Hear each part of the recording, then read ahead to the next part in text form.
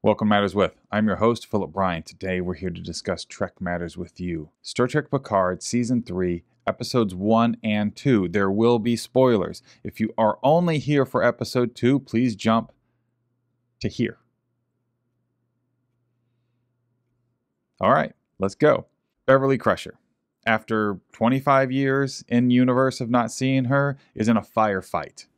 She wards off the attackers and sends a distress signal to Admiral Jean-Luc Picard. He gets the signal and then almost immediately discusses it with his girlfriend, a former Romulan spy, even though Beverly said, trust no one and keep this out of Starfleet's hand.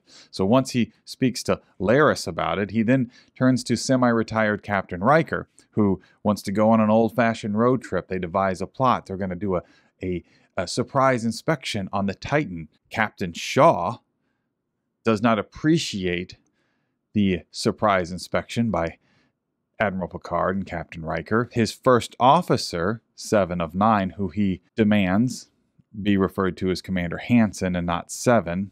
Shaw is not a fan of Picard or Riker. He's the captain of the Titan, which is a legendary ship. Previous captains of the Titan, Will Riker. The very original captain of the very original Titan, Saavik.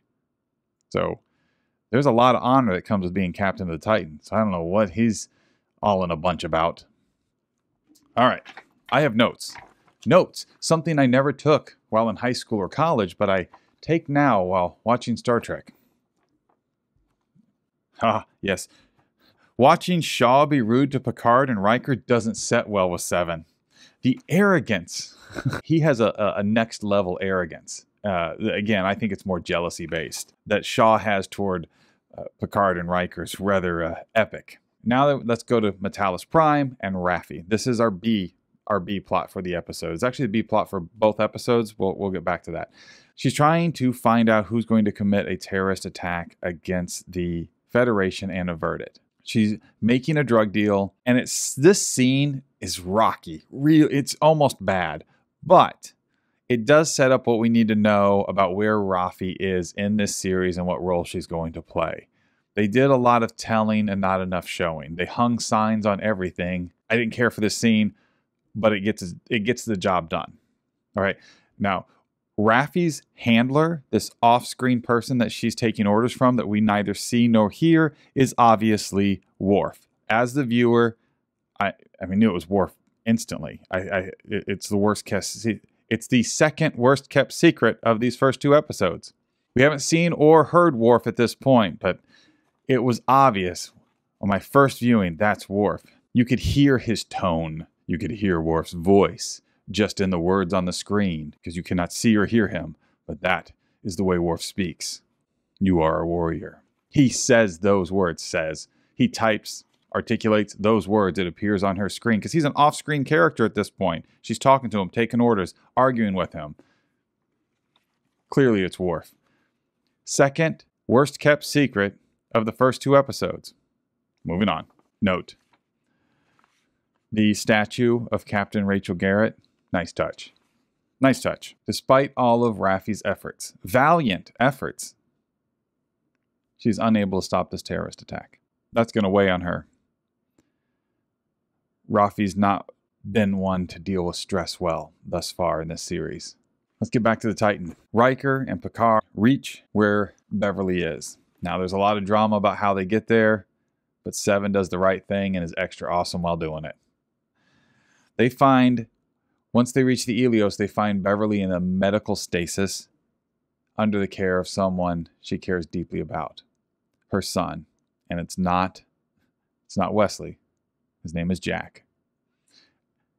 And then the bad guys show up. That's the end of the first episode. I give the first episode a B. I really wanted it to be an A, but it didn't quite get there. Oh, by the way, Gates McFadden gave us a cold open. Classic, perfect Trek. Great job, Gates. I love that cold open. It might have been the best moment in the first episode. Series of moments. That cold open was fantastic. Good job, everyone, in that one. Episode 2. Again, episode 1 is a B. Episode 2. Season 3, episode 2. Again, I have notes. We get a brief flashback telling us how Jack and Beverly got into the pickle that they're in. Also, I love Beverly and Jack's ship. It is fantastic. The Helios, I really dig this ship. Cool little ship. Tough little ship, cool little ship. Speaking of ships, the shuttlecraft is destroyed and our heroes are trapped dead in the water on the Helios. Again, a note. The nice nod to the character of Rachel Garrett in the first episode. There's also a nice nod to the character of Saavik in this episode. To Kirstie Alley and Saavik. After a heated conversation with Commander Hansen, 7, Captain Shaw agrees to bring the Titan in and get between the bad guys and our heroes. He decides to be the hero who rescues heroes, with a little convincing from 7. That takes us back to our B plot. Raffi is told to stand down and let others handle the investigation into the terrorist attack from the previous episode. Her clandestine handler, Worf, obviously Worf, second worst secret in the first 2 episodes, he is adamant that she not engage and add herself to the list of the dead. Wise advice, but she does not listen. She goes in and meets a shady Ferengi. I mean, even shady for Ferengis. This guy's downright a ruthless criminal. She gets in over her head and is compromised. Enter Worf, who, from the character posters, we now know carries a captain's rank, but he's not assigned to a ship. It looks like Captain Worf of Starfleet Intelligence. Does that mean Section 31? I don't know. But this is the most badass hero interest scene Trek has probably ever pulled off. It is fantastic. It is... I couldn't have imagined them doing it better. Worf comes in, saves the day in all sorts of badass ways. Yes, I said badass. He is full-on Worf, and that Klingon theme just rises up as his face comes into focus. It is truly great. Raffi was in over her head, way over her head, and he comes in and he takes the head of the man who was going to send her to her grave and all of his goons. It is amazing. Worf single-handedly comes in and makes up for the past 20 years of Worf being missing. Great scene. Great scene. Back on the Titan. The senior officers, that's going to be Admiral Picard, Captain Riker, Captain Shaw, Commander Hansen, 7. They debate the course of action again and again on what to do forth. Amanda Plummer, she's seemingly our big bad. She takes everything she did as Honey Bunny in Pulp Fiction and so much of what her dad did when he played General Chang in Undiscovered Country and throws them in a blender and is absolutely riveting as Vadic.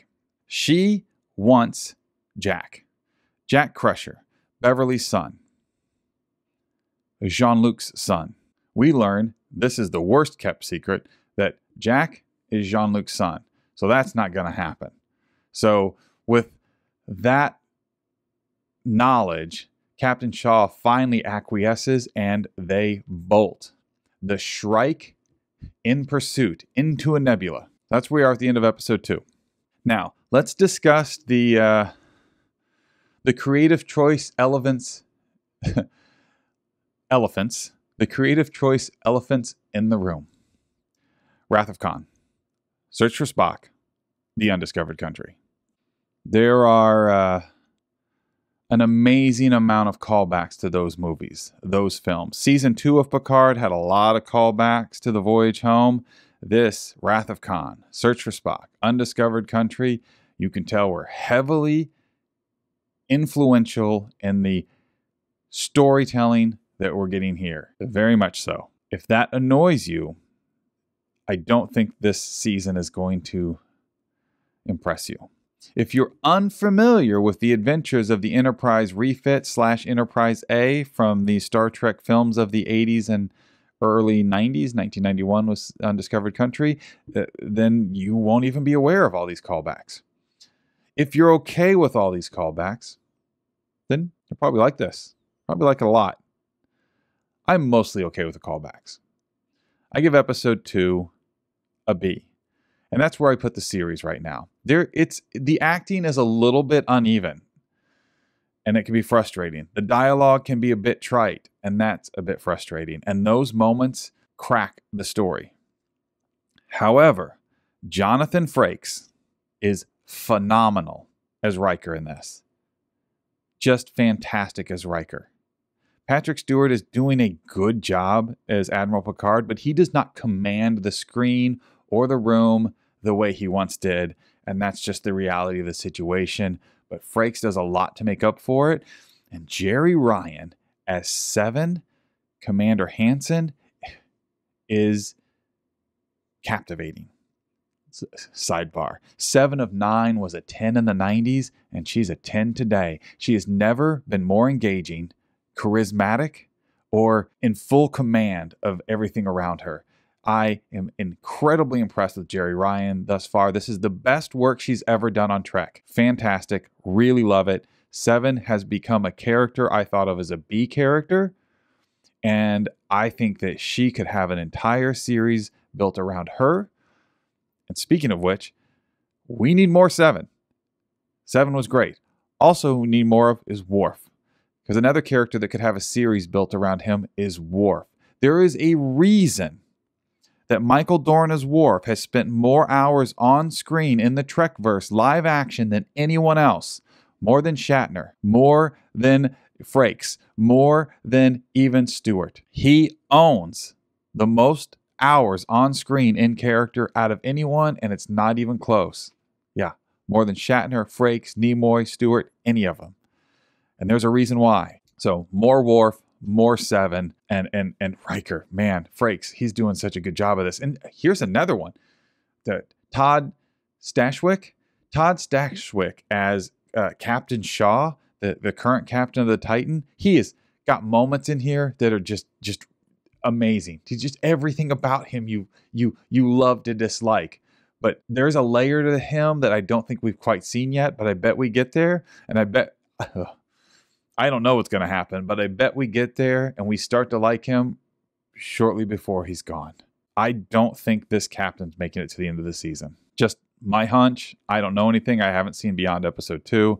Just my hunch. There's a lot of good here.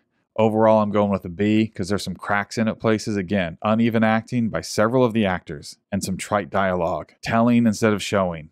There's some stuff here I wish they would really fix. And I stay cautiously optimistic because I was excited about season 1 and then became disappointed. I was excited about season 2 and became even more disappointed. Terry Matalas, the new showrunner, he is a lifelong Trekker. He knows these characters. He knows the industry. He knows storytelling. So I am optimistic. I expect a lot from Trek because it's at its best when it's asking really tough questions. They haven't quite done that yet. You see it happening. You don't feel it happening, but I bet we'll get there. And Amanda Plummer is chasing after Dr. Beverly Crusher's son, Jack, who we now know is Picard's son, which we knew from that was the worst secret. I don't buy that it's just for a bounty. I think there's something more. This whole that she's a bounty hunter and after him, that's not enough. There's more to it. Don't know what it is, but she has been phenomenal. And Amanda Plummer is always great, but she is just reveling in this role. I don't know Amanda, but I estimate a lot of this is to honor her great father, who was a fantastic Star Trek villain. I think this show can still get to an A. That's what I hope for. I hope they get there. So far, thank you, Terry, for honoring so much that came in the past, but forge your own tale here too. So that's going to be the key, the balance between the legacy and the legends and the path forward. What do you think of Star Trek Picard? What do you think of Star Trek Picard overall? What do you think so far of this season? What kind of spinoff would you like to see?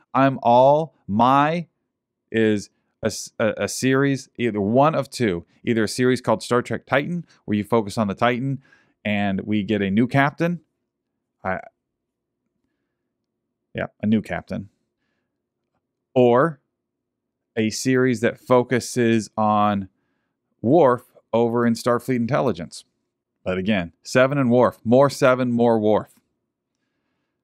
Got it? Good. We'll talk soon.